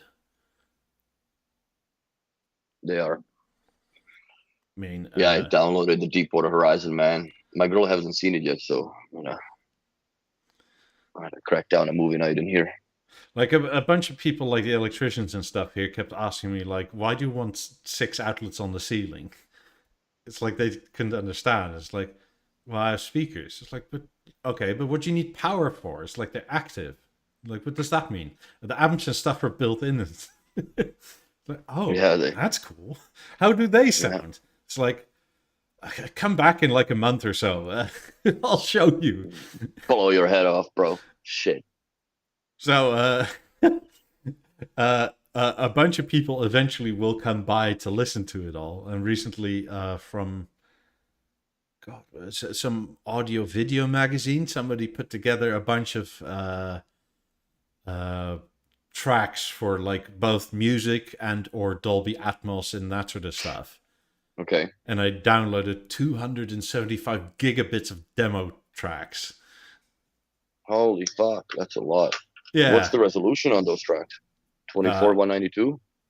Well, they're demos from like Lord of the Rings in 4K with, was it DTSX and Dolby Atmos versions. Oh, then you have, okay, I see. Like 5 minutes of like, was it something like a concert of like Michael Jackson in 4K and all the audio remaster and that sort of shit, and there's like tons of it, and it's so yeah, that's gonna, because I thought like I can turn on a movie, right? But it's better to have a bunch of different demo tracks. Oh yeah, it definitely showcases it better. So I mean, you sort of, I don't know. I think there's like the demo of the last few Harry Potters as well, and it's not about the film obviously because it's like 3-4 minutes, but there are scenes where like the effects and sound and that sort of shit. Or was it Tenet was in there, which is also one of these newer films with like crazy soundtrack. So there's a bunch of that stuff going on. Yeah, demo music is important. Or demo material is important, but yeah, I guess to show people. But when you watch, when you have and own your system and you know your system, it's a very enjoyable experience to watch movies. Even though I'm not a big movie buff, man, it's the theater definitely is changing that quite a bit. Oh yeah, there's also a bunch of Nolan films in there, like The Dark Knight and was it Dunkirk, and like where those Stukas come down, right? You know what's interesting though? Even I watched, what the heck did I watch? A little bit of Saving Private Ryan, the new remastered version of it. Mm-hmm. And I watched it with a movie virtual preset, so I had the side speakers to virtual. Bro, like it is insane. It is insane what that thing does in the small room. But you need, like, in my opinion, the perfect scenario for setting up a theater is to, if possible, be equidistant from your walls. Yes. It helps it immensely, because then the drivers have to work the exact same amount of power to, and bounce back timing and everything else that goes along with it. But yeah, man, it's unbelievable what this thing can do. It's sad that like in the shop, the way it's set up, yes, you can hear it, but it's definitely, well, once you hear it in the house, in your own home, it's always a pleasure to see their jaws drop. So I might have to borrow that link from you and download me some because I have 256 gigabyte USB stick that I'm actually planning to put into my toolbox with movies that I know and how they're supposed to sound, and then tune according to that. Yeah, sure.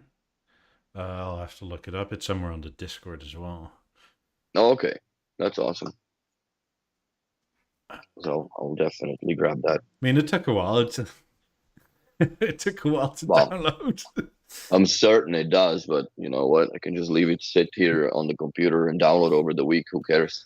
I mean, unfortunately, my ISP agreed that it was fully demo files. So, because you know how the US is with downloading illegal stuff, right? Like you get letters in the mail almost instantly, but nothing.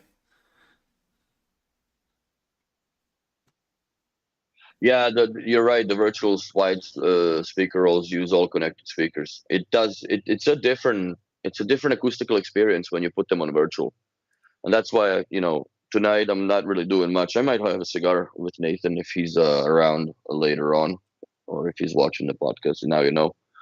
But I'm gonna take the grill off and I'm gonna nuke the shit. I'm gonna reset the thing to factory. I don't think I'm gonna do the panel. I don't think that's a need for that. But I'll reset the I'll reset the theater and retune it again because I think that over time, like where I actually settled with the couch and where I had tuned it initially is two different sweet spots. So I will change that. Yeah, it makes fucking difference, man. So I do have to I have to retune it as well. And but definitely maybe after the podcast I'm gonna hop on the Amazon and buy the decibel meter so I can make a preset manually on the theater because I can't use my phone and the thing. Can't you use your iPad? I can, but I want one that I found. It's like red and black. So. Okay. Because I mean, the actual decibels are not that important. Just that it's relative to each other, all the same, right? Yes, exactly. So, and that's what I want to set and tune. So that's why I generally tend to use either my phone and use my iPad as the controller, or vice versa. Mm-hmm. Any expectation for SIA 2023, September 9th or 7th to 9th September? Is B&O even attending? I don't know. I don't know if the B&O is actually even there. Maybe they will show up something that is 2 years. Could be. I haven't really paid attention to it, so I have no idea. But they might show something new. Hopefully, is something that I've been talking about. Maybe they'll introduce a new speaker for surround.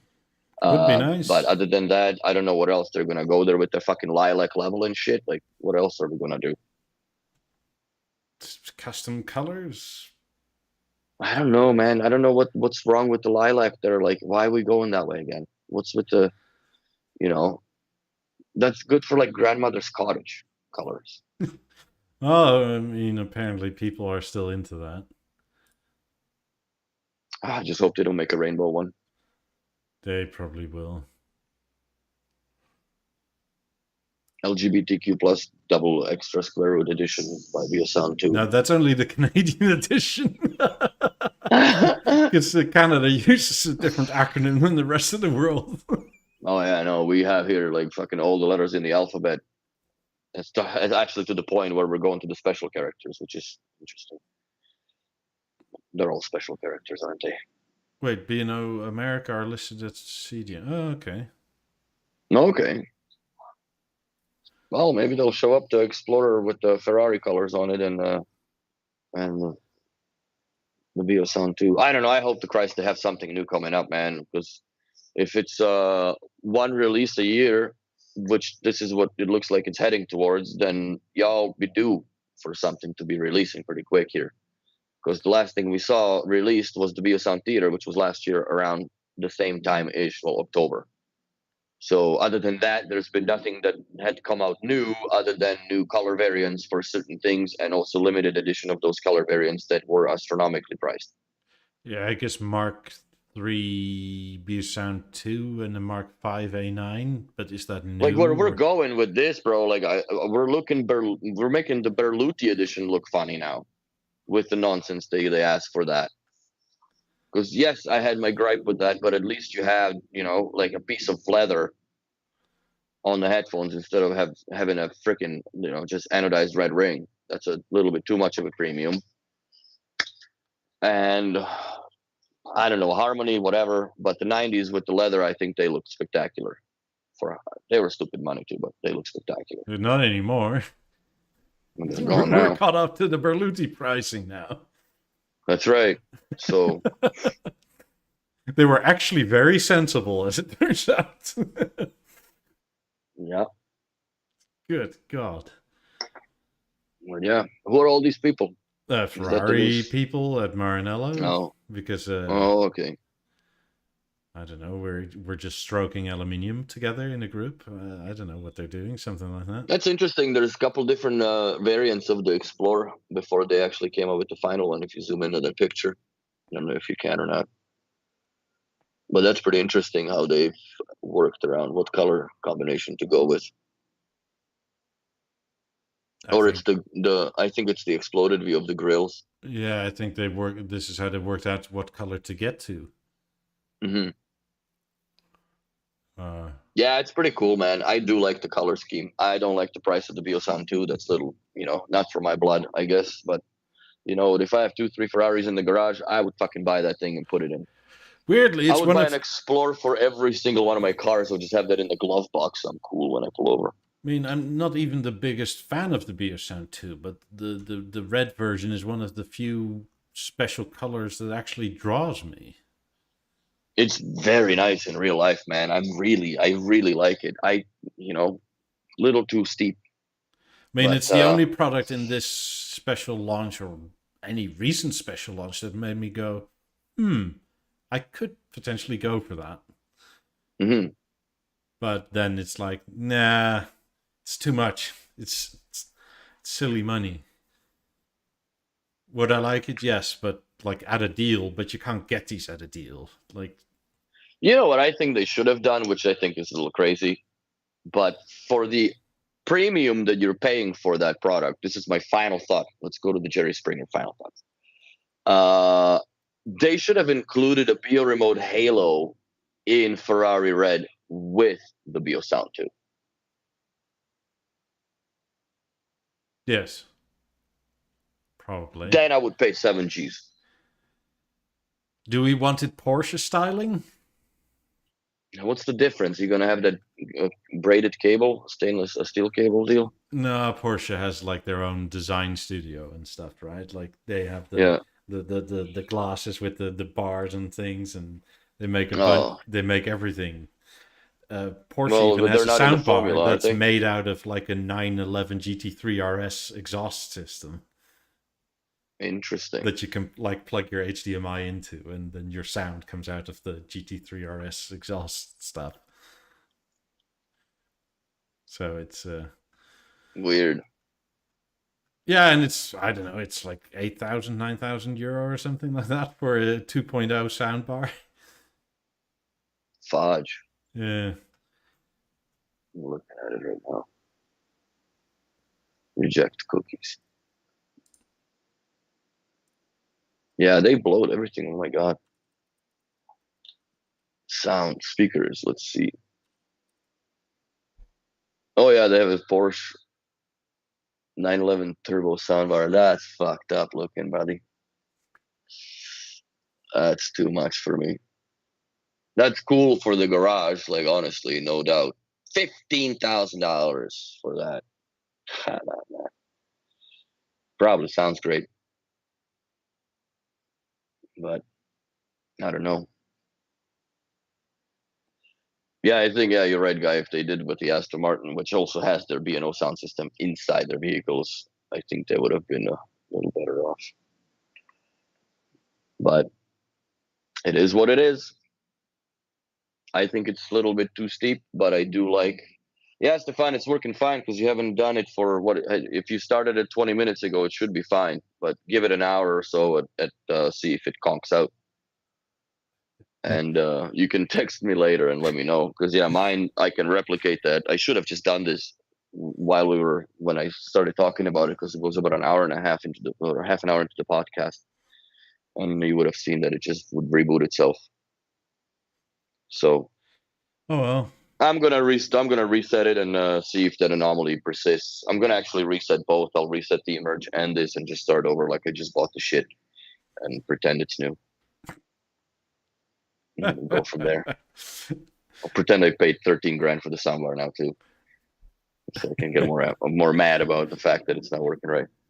Yeah, the amount of people over time I've seen doing this, where they change their tune to like something on my X amount of thousands of euro speaker doesn't work, and it's like, but that's last week's price. Like, you've had this for a long time now. No way you paid for it. Yep, that's it now. But anyways, everybody have a good week. Like, subscribe, and all that if you haven't. Thanks for watching. I won't be here next Sunday. Maybe we'll do Saturday. Let us know if that works on Discord, or maybe not at all, or whatever. Have a good week. Bye. Bye, everyone.